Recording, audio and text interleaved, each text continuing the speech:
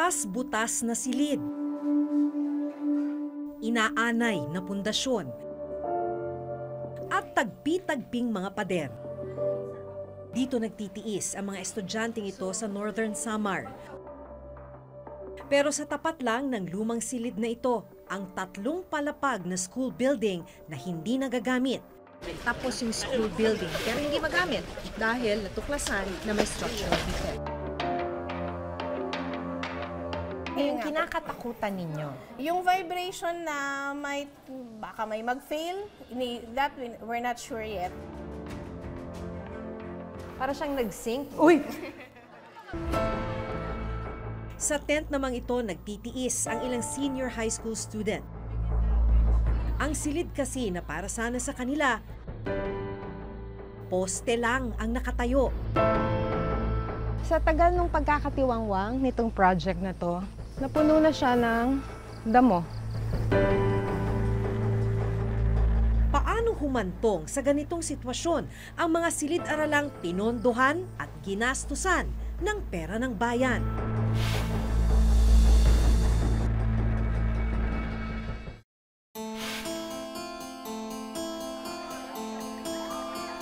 Sa gitna ng init, naabutan ng reporter's notebook na nagklaklase sa isang tent sa Alegria National High School ang 47 grade 12 students.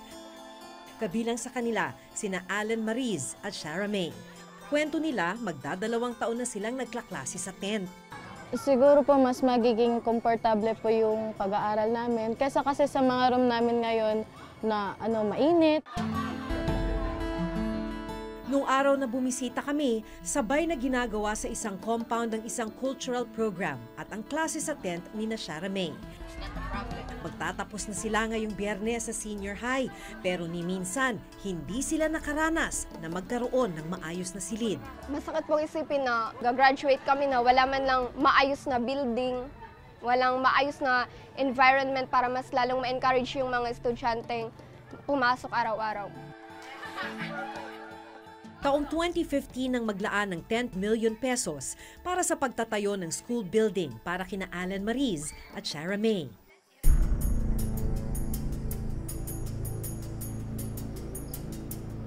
Makikita naman dito sa karatula na yung pagpapagawa nitong 2-story, 8-classroom school building nagsimula noong April 8, 2016. Ang contract cost, mahigit 10 million pesos, 10.6 million pesos. Yung contract duration o kung gaano katagal siya dapat gawin hanggang matapos ay 150 calendar days. Ibig sabihin lamang nun, sa loob ng 150 calendar days, dapat tapos na yung proyekto. Pero ito lang nasa likuran lang nung karatula, ito na yung school building na sinimulang itayo noong 2016. Wala pa rin. Itong mga steel bars na to, dapat beams. Pero banda ron, makikita mo, sa tagal ng pagkakatiwangwang, lumundoy na. Kasama namin nung araw na yon ang DepEd engineer na nakatalaga sa pag-iinspeksyon ng mga itinatayong school building sa Northern Samar. Makailang ulit na raw inilapit ni na Engineer Ultra ng DepEd Region 8 ang problemang ito sa DPWH. Maski raw kasi sila, hirap na sa kalagayan ng mga bata. Eto ma'am, gano'n na ba katagal itong nakatiwangwang?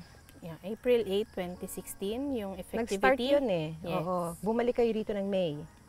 Nag-monitor kami, nag-document kami nung May 25, 2017. Ganito na itsura Ganito niya. na yung itsura niya. At hanggang ngayon, ganito pa rin.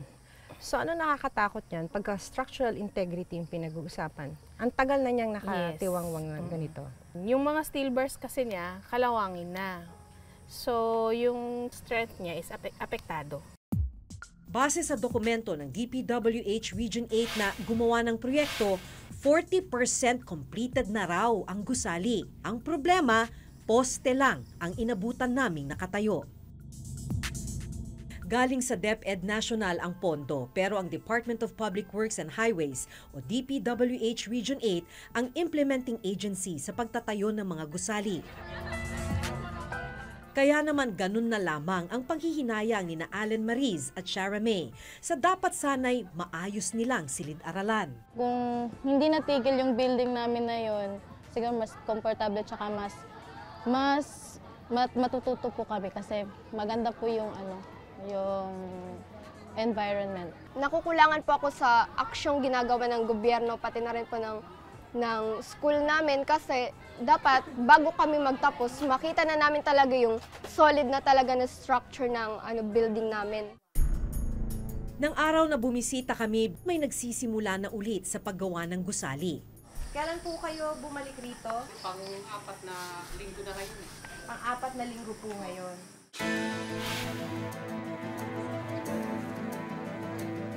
Pinuntahan namin ang DPWH Region 8 na siyang implementing agency ng proyekto.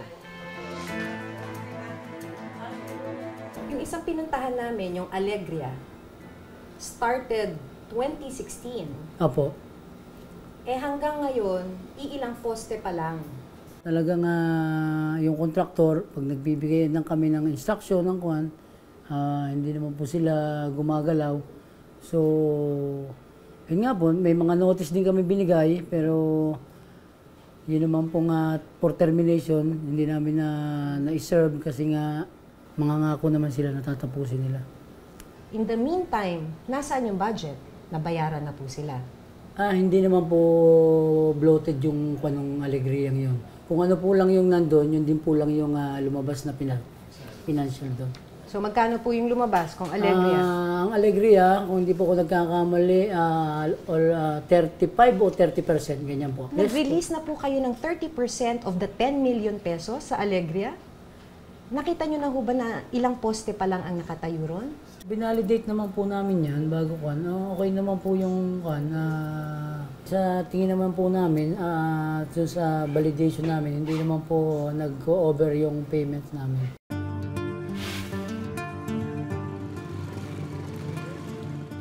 Sunod naming tinungo ang isa pang school building sa bayan naman ng Victoria. Dahil lubak-lubak ang kalsada at nasa bulubunduking bahagi ito ng Samar, habal-habal lang ang nakararating dito. Hindi nalalayo sa una naming napuntahan ang nadatnan naming kalagayan ng school building dito sa Lungib Elementary School. Pero kung sa Alegria muling ginagawa ang school building, dito sa Lungib, inabandona na ang gusali mula pa noong 2015. Balot na ng halaman ang mga poste at ilang pader nito.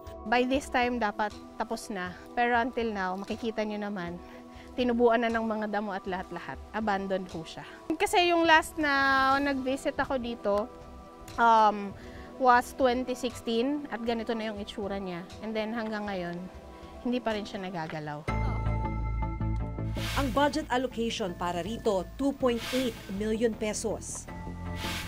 Sa dokumentong galing mismo sa DPWH Region 8, idineklarang 100% completed na ang gusali kahit poste at ilang pader lang naman ang nakatayo.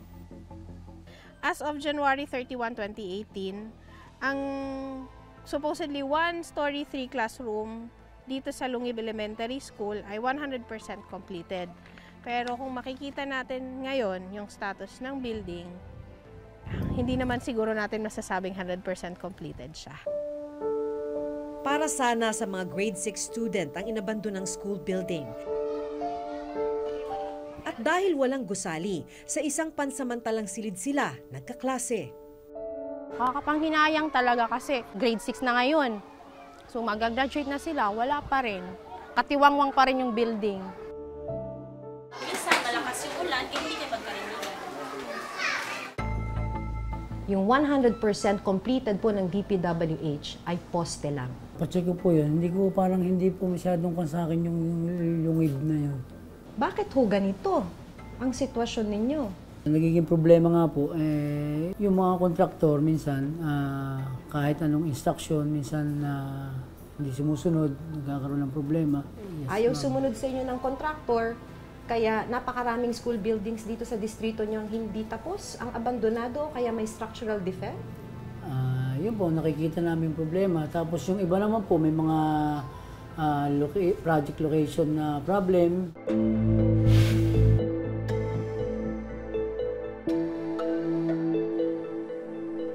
Iba naman ang problemang hinaharap ng mga grade 12 student dito sa San Isidro Agro-Industrial High School. Nandito tayo sa San Isidro Agro-Industrial School. Dito naman, tapos yung school building, pero hindi magamit dahil natuklasan na may structural defect.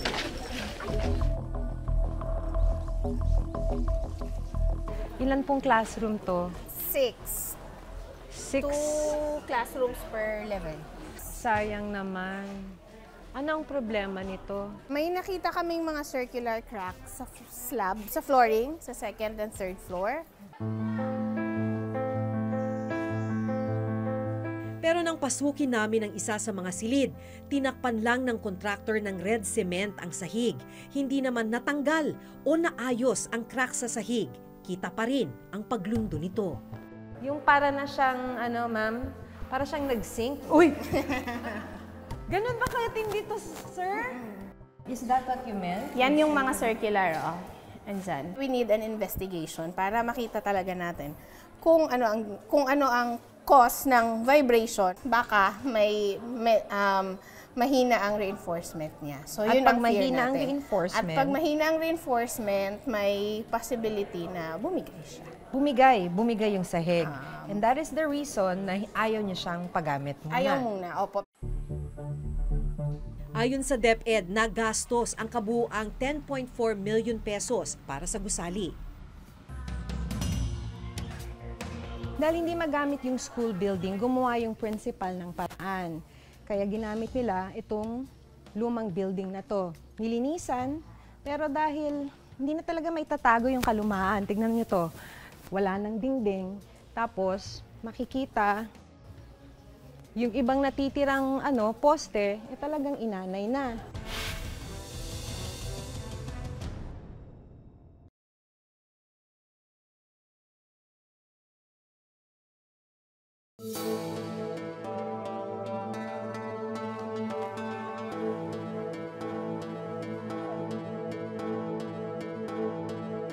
Ito yung tatlong palapag na school building ng San Isidro Agro-Industrial National High School sa Northern Samar.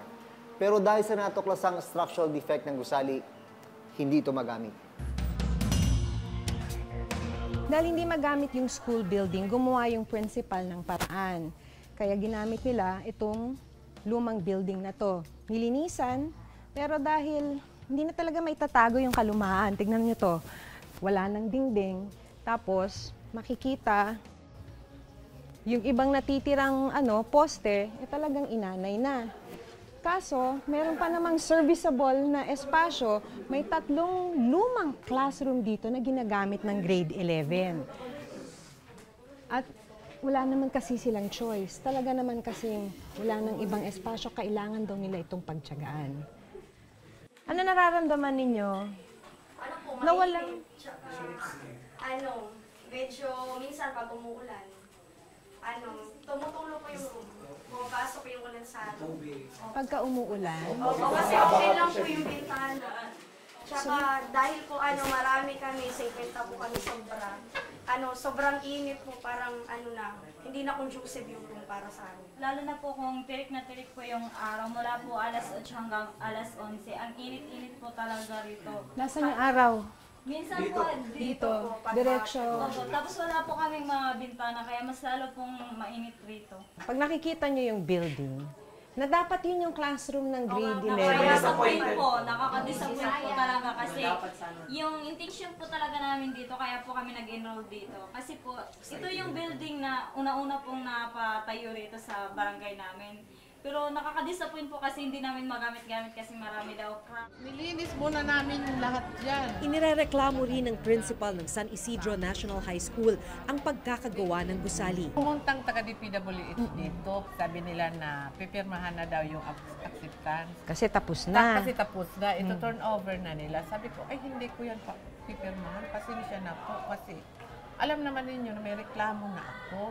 Kaya ayusin muna ninyo bago ako pumirma dyan. Sabi ko, halika, punta tayo sa loob. Ito, kailangan ba na i-accept ko ito na pag inaapakan ng ilang tao lang, nagbabibrate, parang mahuhulog ka na. Sabi ko, kayo mga engineers kayo, ako teacher lang ako. Kaya, ano ang assessment ninyo yan? Mga engineer kayo, ano ang assessment ninyo yan? Pwede ba yan? Okay ba yan? hindi sila kumibo. Nagkuhan po kami dyan. Memo ako dyan sa mga inspectorate team. So, binalidate po nila. Mayroon pong gagawin kami dyan correction po. Bakit ho umabot ng ganito? Tumayo po ako dito eh. Naramdaman ko yung pagyanig ng sahig nito eh. Kahit anak ko, hindi ko papaakyatin sa second floor nito, sir. Pero willing naman po yung ko na i-correct yan.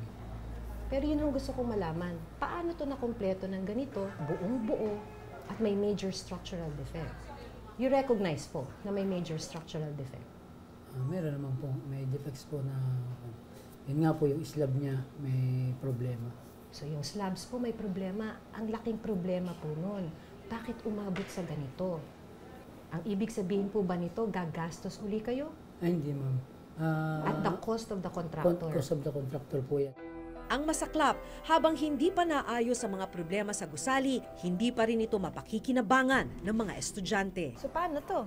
Useless na to. Yeah, sa ngayon, building na useless to. siya. Pero yun nga po, kailangan natin yung pa-investigate at managot at kung anong magiging recommendation ng structural engineer na mag-i-investigate, then yun dapat ang ipa-undertake ng DPWH sa nag-construct nito.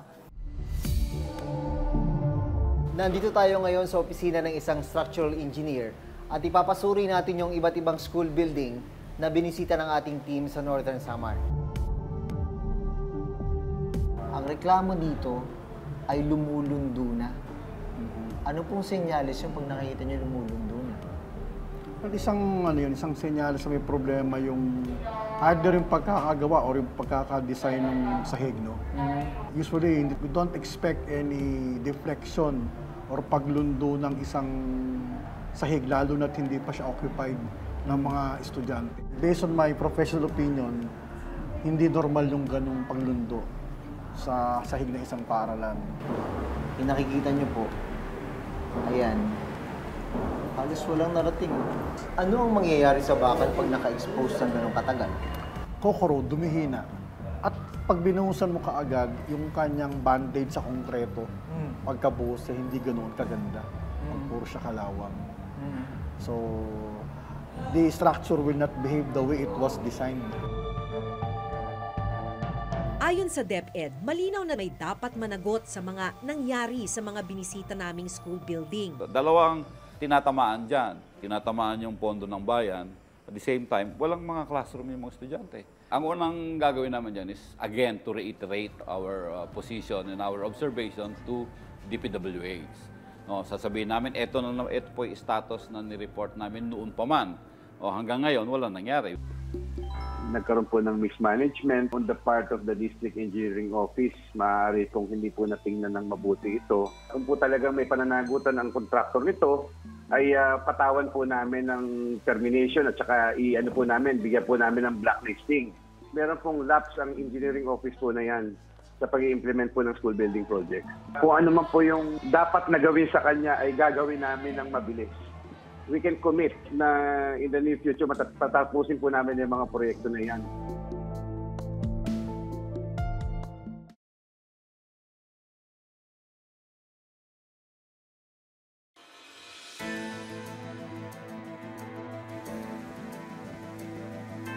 Sa mga pinuntahan naming school building, nasa halos 20 milyong pisong halaga ng pondo ng bayan ang ginastos. Pero ngayon, hindi naman napakikinabangan.